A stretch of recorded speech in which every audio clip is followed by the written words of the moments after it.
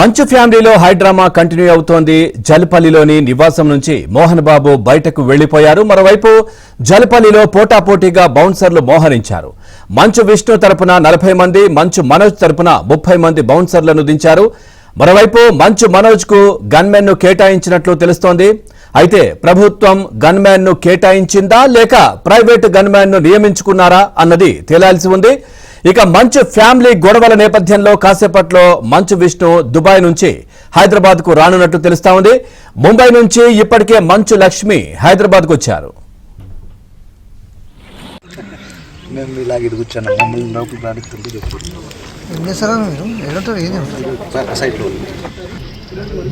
కోసం రావాలి అంటున్నాను.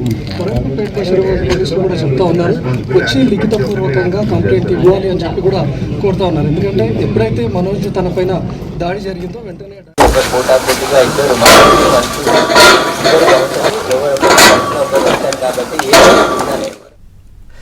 చూస్తా ఉన్నా మంచు ఫ్యామిలీలో హై డ్రామా కంటిన్యూ అవుతోంది. జల్పల్లిలోని నివాసం నుంచి మోహన్ బాబు బయటకు వెళ్లిపోయారు. మరోవైపు జల్పల్లిలో పోటాపోటీగా బౌన్సర్లు మోహరించారు. మంచు విష్ణు తరపున 40 మంది, మంచు మనోజ్ తరపున 30 మంది బౌన్సర్లను దించారు. మరోవైపు మంచు మనోజ్ కు గన్మ్యాన్ ను కూడా కేటాయించినట్టుగా తెలుస్తా ఉంది. అయితే ప్రభుత్వం గన్మ్యాన్ ను కేటాయించిందా లేక ప్రైవేట్ గన్మ్యాన్ ను నియమించుకున్నారన్నది తేలాల్సి అయితే ఉంది.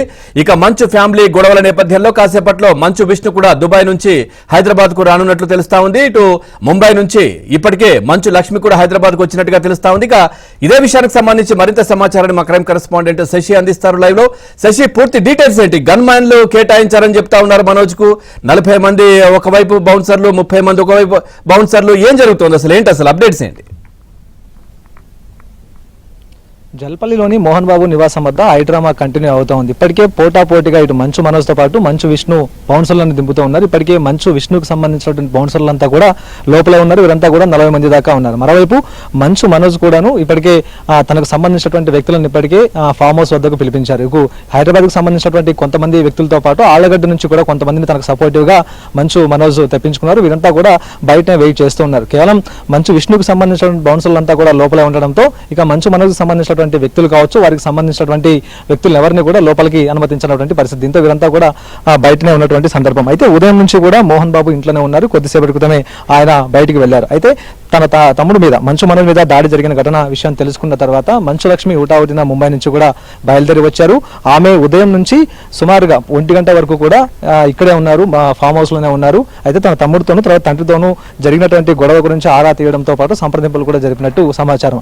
అయితే కొద్దిసేపటి క్రితమే ఆమె కూడాను ఇక జల్పల్లిలోని నివాసం నుంచి విమానాశ్రయానికి వెళ్లారు. అక్కడ నుంచి ఆమె ముంబైకి కూడా బయలుదేరారు. అయితే ఈ హైడ్రామా అంతా కొనసాగుతున్నటువంటి సందర్భంలో ఈ రోజు సాయంత్రం 4 గంటల ప్రాంతంలో ఇటు మంచు విష్ణు కూడా ఫామ్ హౌస్ కు వచ్చేటటువంటి అవకాశం అయితే చాలా స్పష్టంగా కనిపిస్తుంది. ఇప్పటికే ఆయన దుబాయ్ నుంచి హైదరాబాద్ లో దిగినట్టుగా తెలుస్తోంది. 4 నుంచి 5 గంటల మధ్య ప్రాంతంలో ఆయన జల్పల్లిలోని మోహన్ బాబు నివాసానికి వచ్చే అవకాశం ఉందంటూ కూడా స్థానికంగా ఉండేటటువంటి వారు ఇప్పటికే చెప్తున్నటువంటి సందర్భం. ఇక మంచు విష్ణు వచ్చిన తర్వాత ఎలాంటి పరిస్థితులు ఉండబోతున్నాయి, మంచు విష్ణు వచ్చిన తర్వాత పరిస్థితులు ఎలా మలుపు తీసుకోబోతున్న అంశాల గురించి కూడా ఒక ఉత్కంఠ నెలకొని ఉందంటూ కూడా చెప్పుకోవచ్చు. ఒక చిన్నపాటి గొడవ కూడా జరిగే అవకాశం ఉన్నట్టు కూడా ప్రస్తుతం తెలుస్తోంది. ఇప్పటికే ఇటు మంచు విష్ణుతో పాటు మంచు మనోజ్ ఇద్దరు కూడాను బల ప్రదర్శనకు దిగారు. తానంటే ఇప్పటికి మంచు విష్ణు ఇప్పటికే బౌన్సర్లను దింపడంతో ఇక తాను అందుకు తక్కువేం కాదంటూ కూడా మంచు మనోజ్ కూడా తనకు సంబంధించినటువంటి వ్యక్తులను ఇప్పటికి కొంతమంది ఆలగడ్డ నుంచి వస్తే మరికొంతమంది ఇక్కడికి లోకల్ గా ఉండేటటువంటి వారు కూడా మంచు మనోజ్ మద్దతుగా వచ్చి ఉన్నటువంటి సందర్భం అయితే కనిపిస్తోంది. ఇదే కాకుండా తన పైన దాడి జరిగినటువంటి విషయం గురించి ఇటు పోలీసులకు ఫోన్ చేసి నిన్న చెప్పినప్పటికీ కూడాను వారు అలసత్వం వహించారన్నది ప్రస్తుతం మంచు మనోజ్ చెప్తున్నటువంటి మాట. నిన్న తనకు సంబంధించి ఇంట్లో దాడి జరిగిన తర్వాత మంచు మనోజ్ వెంటనే పాడిసర్ పోలీసులకు డయల్ నోట్ ద్వారా సమాచారం అందించారు. ఆ సమాచారం అందుకున్న తర్వాత ఒక ఎస్ఐతో పాటు 4 కానిస్టేబుల్ బృందం వెంటనే మోహన్ బాబు ఇంటికి చేరుకున్నారు. అప్పటికే తన మీద దాడి చేసేటువంటి వ్యక్తులు లోపలే ఉన్నప్పటికీ కూడాను పోలీసులు వారిని పట్టుకోవడంలో విఫలమయ్యారు, తర్వాత చర్యలు తీసుకోవడంలో విఫలమయ్యారంటూ కూడా మంచు మనోజ్ ఆరోపిస్తూ ఉన్నారు. ఇదే విషయాన్ని పహాడిసర్ ఇన్స్పెక్టర్ కు కాల్ చేసి ఆయన ఫైర్ అయినట్టుగా కూడా తెలుస్తోంది. అయితే ఉదయం నుంచి కూడా మంచు మనోజ్ ఇంట్లోనే ఉన్నారు. నిన్న ఆయనకు సంబంధించినటువంటి ట్రీట్మెంట్ జరిగిన తర్వాత చిన్నపాటి గాయాలైనటువంటి విషయాన్ని ఇటు పోలీసులు వైద్యులు ధృవీకరించిన తర్వాత ఇదే విషయాన్ని ఇక పోలీసులు కూడా తెలియజేసినట్టుగా తెలుస్తుంది. ప్రస్తుతం ఆయన నార్మల్ గానే ఉన్నారు. ఇక ఫామ్ హౌస్ లోపల తిరుగుతూనే ఉన్నారు. ఆయన నార్మల్ గానే ఉన్నట్టుగానే తెలుస్తోంది. ఇక ఇదే కాకుండా మంచు విష్ణు వచ్చిన తర్వాతనే ఈ యొక్క ఇష్యూ ఇష్యూ ఇంకా పెద్దగా అవకాశం కనిపిస్తుందంటూ కూడా కొంత చర్చ అయితే నడుస్తుందంటూ కూడా చెప్పుకోవచ్చు. ఎందుకంటే ఇప్పటికే ఆస్తులకు సంబంధించినటువంటి వివాదాలు గత కొంతకాలంగా నడుస్తూ ఉన్నాయి. ముగ్గురికి కూడా ఇటు మోహన్ బాబుతో పాటు మంచు విష్ణుకి మంచు మనోజ్కు పొసగడం లేదన్నటువంటి విషయాలు అయితే చాలా కాలంగా మనం వింటూనే ఉన్నాం. ఈ నేపథ్యంలో ఇక మంచు విష్ణు వచ్చిన తర్వాత పరిస్థితులు ఏ విధంగా మారుతాయన్న విషయం అయితే ఒకసారి వేచి చూడాలి. ఇదే కాకుండా ప్రస్తుతం